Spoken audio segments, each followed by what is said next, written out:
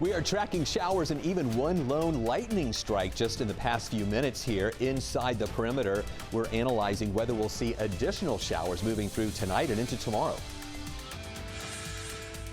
It's time for swift changes to occur at the Fulton County Detention Center. Plus, an inmate allegedly eaten alive. We are getting a new look at how LaShawn Thompson allegedly died, along with a call for action. And we go one-on-one with Senator Raphael Warnock to learn how he's trying to ensure insulin users are not taken for granted. 11 Alive News at 5 p.m. starts now. First at 5, we're bringing you breaking news out of Midtown Atlanta. We know at least 4 people have been injured after a crane collapsed inside of a building that's currently under construction. Let's get you right out to 11 Alive's Joe Ripley there on the scene. Joe, what can you tell us? Well, right now, Atlanta police have blocked off West Peachtree at 11th Street. They've also blocked off Spring Street at 10th. And you can see here construction crews along with firefighters and first responders outside of this building under construction where firefighters were called earlier this afternoon. Atlanta Fire saying part of a crane collapsed between the 9th and 10th floors of this very building, set to become condos of some sort. It caused some heavy damage inside the building, destroying balconies behind us. Captain Michael Roman with Atlanta Fire Rescue says 4 people had minor injuries and were taken to Grady Hospital. Fire crews, meantime, had to evacuate 4 buildings out of precaution, including an apartment where folks are still waiting to get back inside their homes. Roman says engineers, safety crews, and OSHA are now expected to investigate what led up to this crane collapse. The crane is attached to the structure, which is normal for construction of this type, and became unstable. And due to the nature, we shut down operations. The construction site had all evacuation for 1 block radius. And coming up at 6, you'll hear from witnesses who described what they said happened, some of them saying this was earth-shattering. Hear from them next hour, but for now, firefighters urge anyone in the area to avoid it, as this area could be shut down for several hours. All right, Joe, thank you so much for that updated information. By the way, you can stay up to date with the very latest information on this breaking news and any other breaking news when it happens when you download our 11 Alive app. It's free for you in the App Store. Right now, we are learning new details about the death of LaShawn Thompson. The 35-year-old man was an inmate at the Fulton County Jail and was found dead last September. Just hours ago, we learned about a private autopsy delivered to Thompson's family, which says his body was covered in bed bugs when he died. Yeah, Jennifer, we remember those photos that came out. Many of you probably remember it as well. It says this autopsy says that he also died from an irregular heartbeat caused by dehydration, rapid weight loss, and untreated schizophrenia. 11 Alive's Doug Richards has more. Advocates say the release of the new information fuels calls for jail reform and for Fulton County to get serious about compensating monetarily the family of LaShawn Thompson. This is inexcusable. This should have never happened in any jail in America. Though LaShawn Thompson's body was found in the Fulton County Jail covered with lice and bed bugs, an autopsy commissioned by his family says it was cardiac arrhythmia that likely killed him, caused by rapid weight loss, dehydration, and schizophrenia untreated by the jail staff. It's criminal negligence. Somebody has to be held accountable for this. Somebody needs to account to this family. Fulton Sheriff Patrick Labatt has said the jail's chronic overcrowding, the county's inability to fully staff the jail, and years of disrepair has created an ongoing crisis inside the Northwest Atlanta lockup. But aside from reforming or rebuilding the jail, advocates say Fulton County owes a monetary settlement to Thompson's family. Who's responsible? Whose duty was it to make sure my nephew came out alive? But like all Georgia counties, Fulton is protected in court by sovereign immunity. It means counties can't easily be sued for injury or wrongful death claims. It also protects county employees. There are exceptions, but they are rare. 93 days my nephew was in jail and didn't come out alive. That's among the things motivating attorneys to turn this into a political issue, to get the attention of county commissioners who would have to approve a monetary settlement for Thompson's family. We must make this family whole. This cannot happen in Fulton County. Fulton officials agree that jail reform is needed. The costs are the hard part, as is the cost of a monetary settlement for LaShawn Thompson's family. In downtown Atlanta, Doug Richards, 11 Alive News. Well, some of us have been dodging showers out there today, so let's get you right to our chief meteorologist, Chris Holcomb, to see if there's any more rain on the way, Chris. Yeah, Jennifer, right now the showers are right on top of the city of Atlanta. The heaviest of this rain is just inside the perimeter here. It just moved north of Hartsfield-Jackson, now south of I-20 here. Again, inside the perimeter near East Point over toward Gresham Park. We have some moderate shower activity there that's generally lifting up to the north a little bit. We'll keep watching some of these showers that are really confined here to Atlanta, stretching out I-20 into parts of Douglas County, mainly light showers there, a little bit of moderate activity. We did have a lightning strike here on the west side just a little bit earlier, but other than that, we haven't seen any additional thunderstorm activity here with this, and there's not a lot of it out there. Just know tonight during the evening hours, we have the potential for a couple of those off and on showers around. Here's a live look at 285 and Georgia 400, where we did have a little bit of rain that came through a little bit earlier. Traffic not big time impacted by that right now.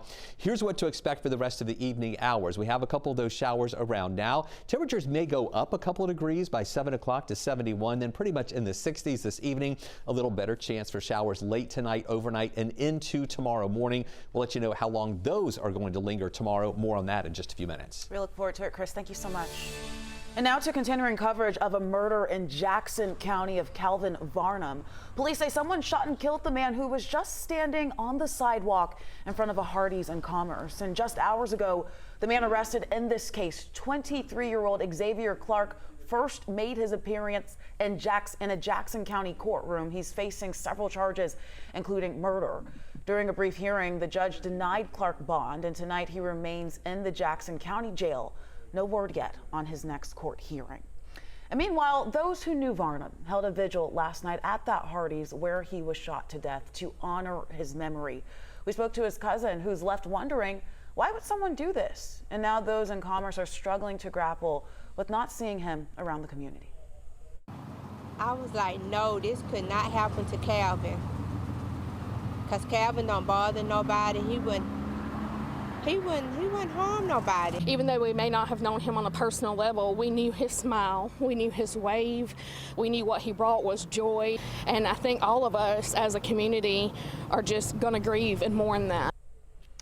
Yeah, this is something that we have been on top of since it first broke yesterday. For the very latest, you can head over to 11alive.com.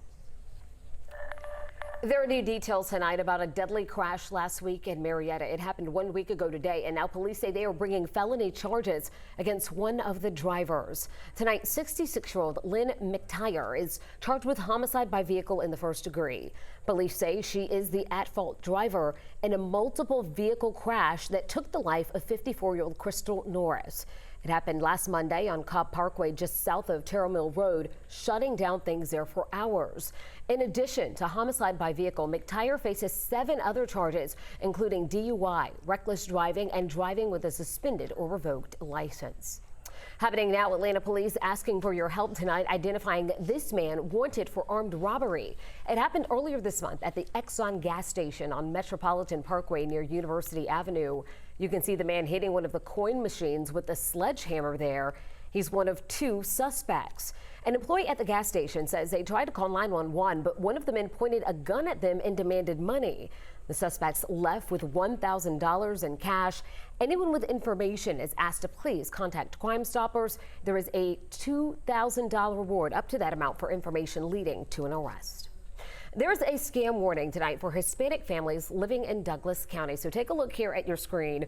Deputies say this man is identifying himself as Angel Otir Morales, but they say that's not his real name. They say he is using the fake identity to scam people by selling vehicles that he does not have the right to sell.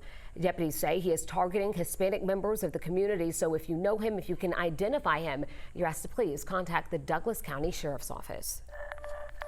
And happening today, a new partnership has been announced that will help bring some extra security to Atlanta businesses. So what this is It's called the Buckhead Safety Alliance. It's going to put off-duty Atlanta police officers on active patrol with the goal of making these specific commercial districts just a little bit safer. Today, APD Chief Darren Shearbaum joined other civil leaders outside the West Paces Ferry Shopping Center to promote this program. They also touched on how response times to crimes are expected to be much faster. As people come to this area to shop in the many vibrant shops and restaurants that we have, we always want to be mindful of car break-ins that may be occurring. So just the mere visibility of the officers will be a deterrent to that. If we do see suspicious activity or a crime in progress, they'll be right there to respond. So what you're taking a look at are the 5 stretches of road which will be patrolled by this alliance. They'll be using fully equipped police vehicles donated by the Atlanta Police Foundation, and these officers will have full arrest powers. There is a cost here, $450,000, and in order to get the project off of the ground. Right now, there is enough to cover the cost for this year, but alliance organizers say they're looking for donations to keep it funded in the future.